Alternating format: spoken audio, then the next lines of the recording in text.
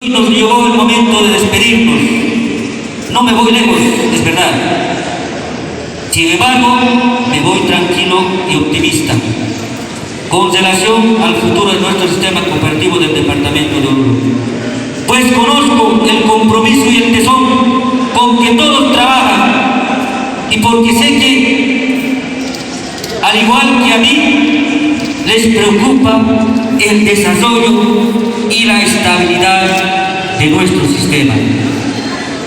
No permitan que en épocas difíciles la rutina, el conformismo, el desaliento entren en el diario vivir, sino, muy por el contrario, luchen, mis compañeros, luchen por mantener el espíritu imponente y de guerra que caracteriza al ejército de guardatorres, que es el motor del desarrollo del país. Es posible que nos volvamos a encontrar en los grupos de trabajo o en las mesas de reunión, siempre para buscar las soluciones o propuestas más acertadas en beneficio de nuestro sistema. Mil gracias de nuevo por todo el apoyo, pero especialmente por el cariño y la comprensión con que se supieron llevar estos 2 años que estuvimos al frente de la FEDECOMIA Oruro.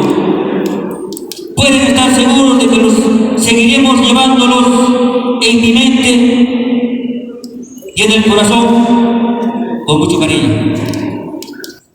Mis compañeros, trabajo cumplido, hemos hecho los grandes esfuerzos, hemos logrado grandes objetivos, mitigaciones ambientales, proyectos y propuestas.